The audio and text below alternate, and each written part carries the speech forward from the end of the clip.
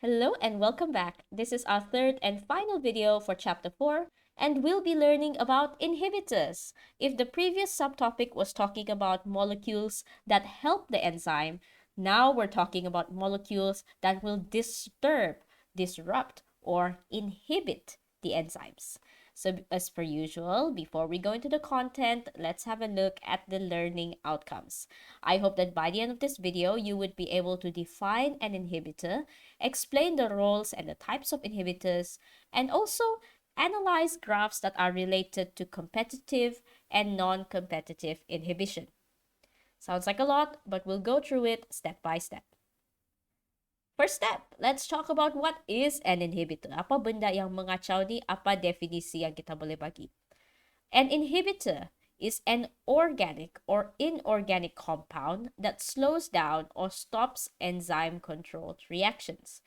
So, dia boleh apa-apa saja. Dia mungkin organic, dia mungkin inorganic. Yang penting dia mengacau enzyme-controlled reactions.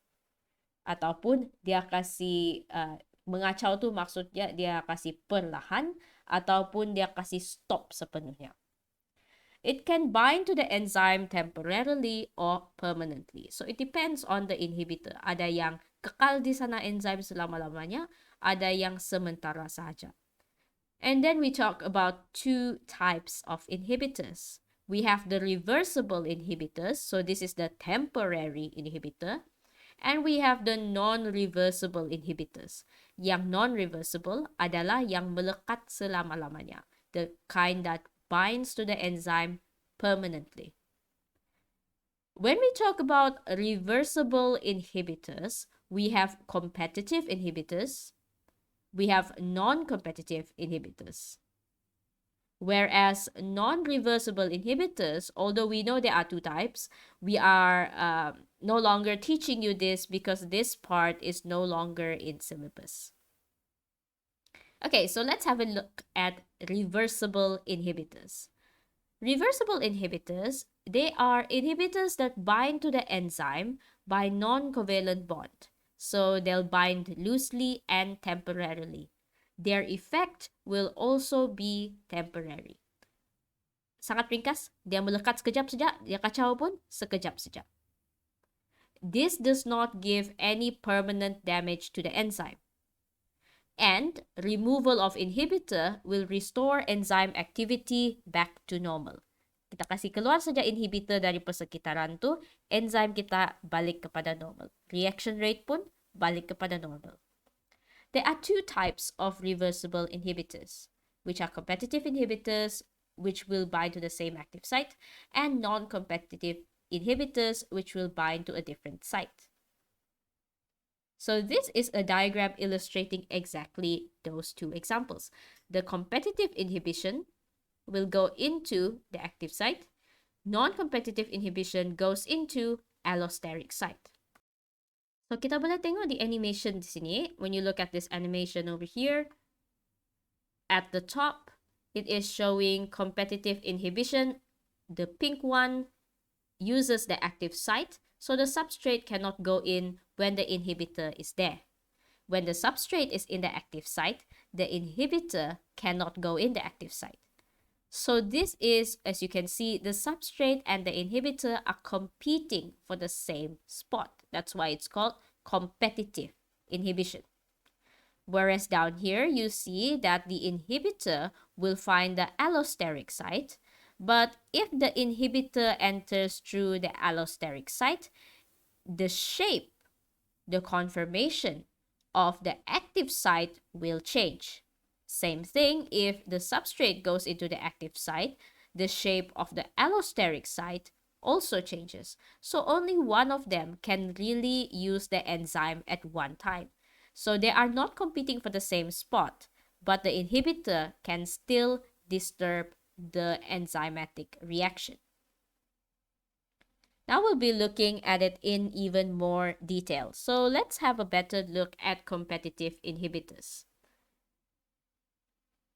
For competitive inhibition, the substrate and the inhibitor are competing for the same active site of enzyme. This inhibitor and the substrate may even have the same structure. Binding to the active site prevents the substrate from occupying that site and reduces the reaction rate. The substrate will then use any other unaffected enzymes.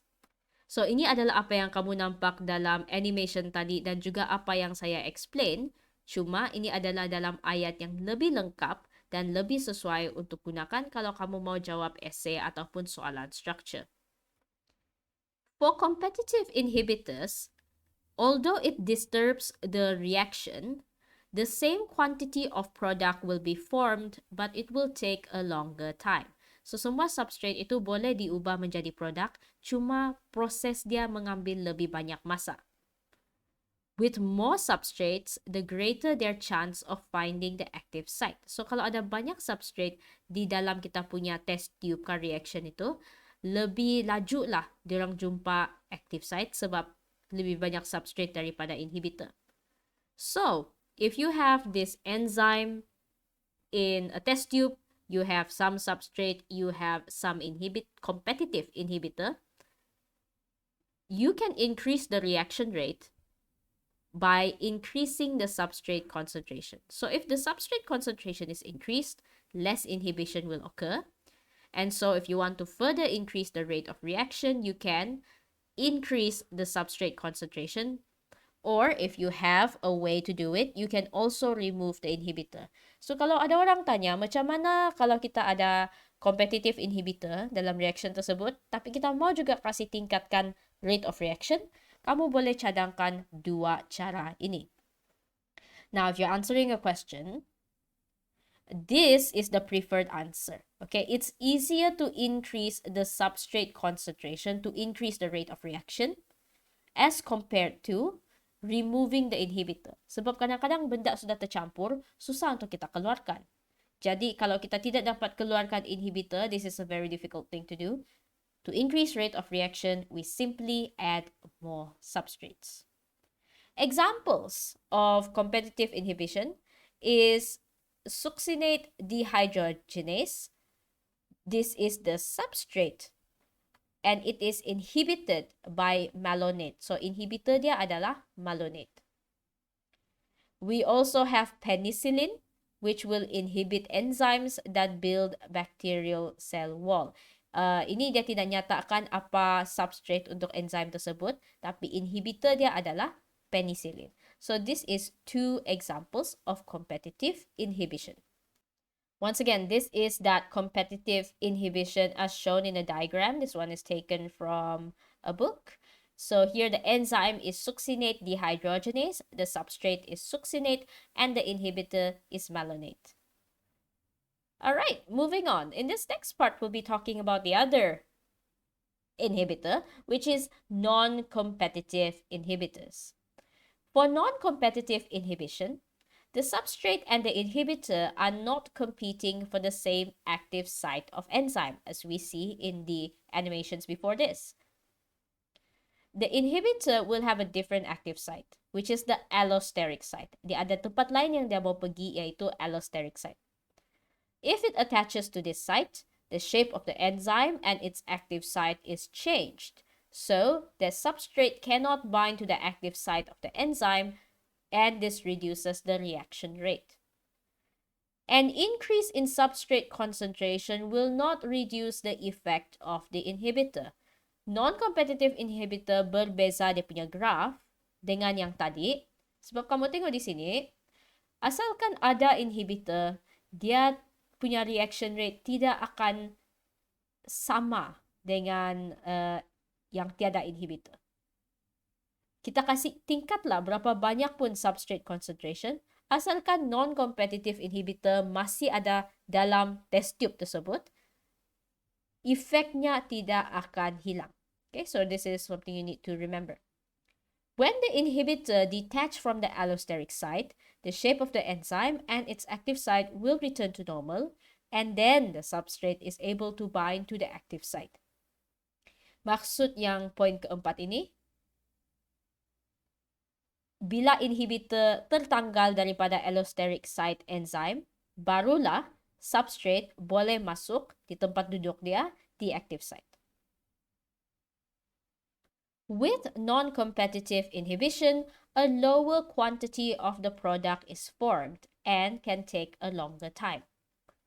So to further increase the rate of reaction, you have two choices. The first is to increase enzyme concentration, which is the preferred answer and the easier solution, or you can remove the inhibitor. But this is more difficult to do so. Okay, so kalau kita tengok graph for non-competitive inhibition banding yang ada inhibitor dengan tiada inhibitor, graph dia akan nampak macam ini. Kasih increase substrate concentration pun tiada guna. Jadi kalau mau juga increase rate of reaction, tambah enzim. Tambah enzim ataupun buang non-competitive inhibitor. An example of non-competitive inhibition is threonine deaminase, where the substrate is threonine and the inhibitor is isoleucine. As we could see in this diagram here, the enzyme threonine deaminase, substrate threonine, inhibitor isoleucine.